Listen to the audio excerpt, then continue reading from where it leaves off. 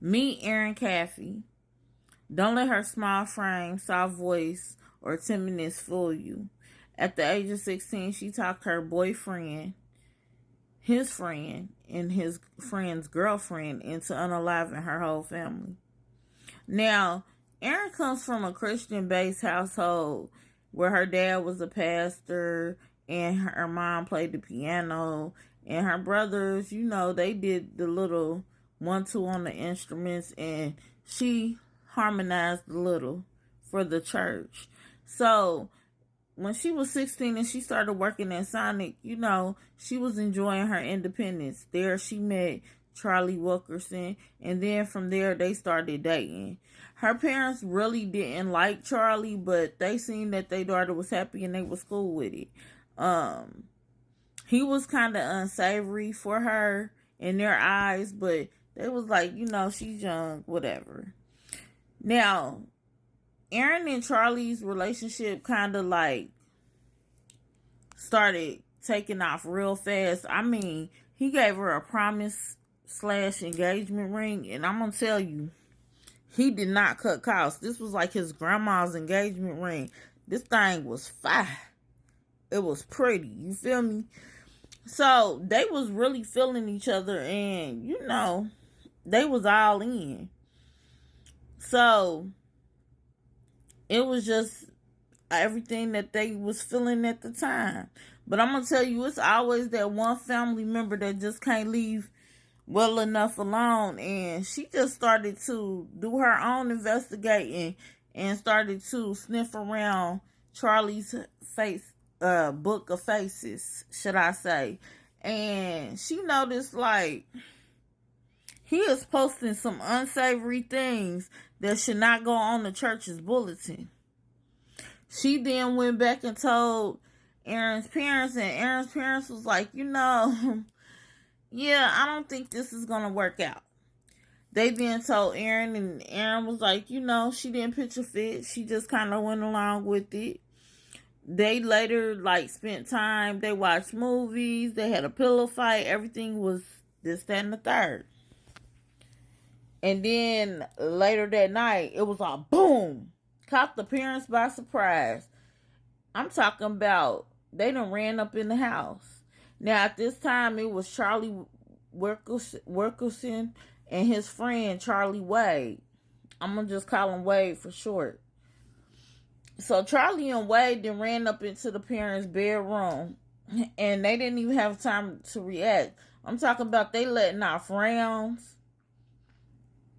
They didn't let off a few rounds into the dad, and the mom caught one of them, but when Wade tried to let off another round, his weapon jammed, and he then took a samurai sword and just almost, taking her head off.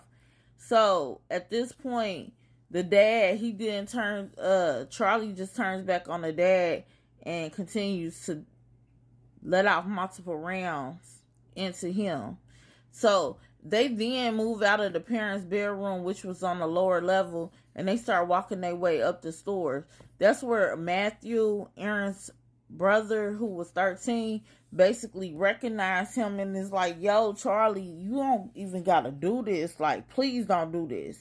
And they just basically just take the swords at this point, and they just, shove them into him. And he's just laying there at this point. Now, in the midst of all of this that's going on, her little brother Tyler is hearing everything that's going on, and he gets up, run, and goes hides in the closet. So, as he goes hides in the closet, they're looking for him. And where is she? Outside in the car with Wade's girlfriend, Bobby, as they are just going through her whole freaking family. She's just out there in the car, unbothered. And they eventually find her little brother, and they take turns taking their swords into him. So They eventually go find a safe. They take about $300 and then they light the whole house on fire. She's pumped at this point. She gets back to Charlie's trailer. There, she's high-fiving them. Her and Charlie, Aaron and Charlie go do their little adulting. And she's feeling good. She's finally got rid of her whole fucking family. Or so she thought. Because she wasn't counting on her dad surviving the attack.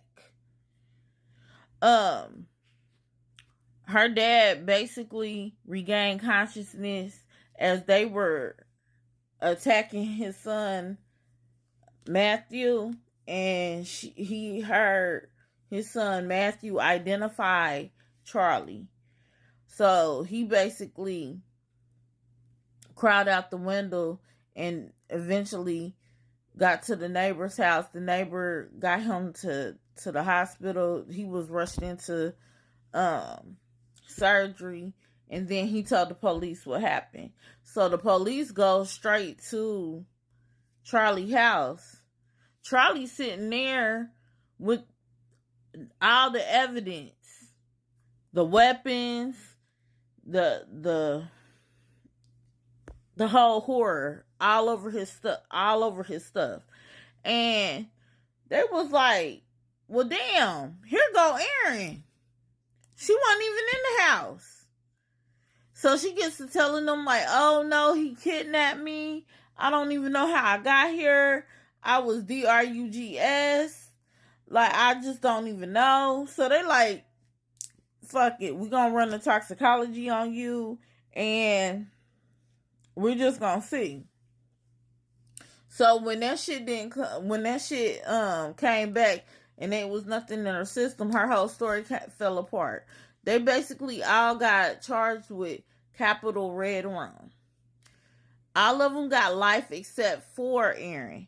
Erin got like 60 years, but she can parole in like 40. And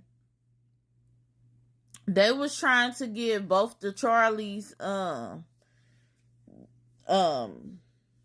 the chair, basically.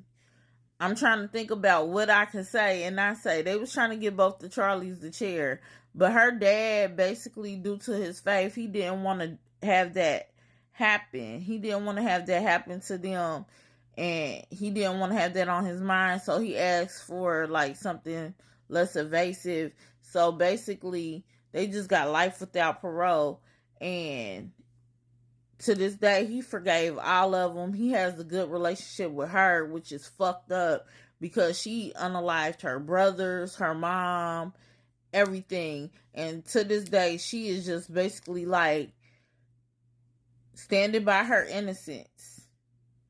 And they have all the evidence saying that she did the shit. And it's crazy because before like this even went this far, her classmates said that she would always say that she hoped like something happened to her parents. Her ex-boyfriend before, Charlie Wilkerson, said that she was trying to get him to do it, and he told her like, bitch, fuck you, no. It's just sad that these was her brother's last moments, this was her mom's last moments, and it was not even like Charlie Wilkerson was really trying to do this. He told her like, we could just run away. We don't even have to be on this type time. And she was like, no, they have to be unalived. Like, shit is crazy, bro. Like, these kids, it's like nowadays you can't even trust your kids. This is so fucking demented to me. But let me know your thoughts. And if y'all got a case y'all want me to cover, let me know.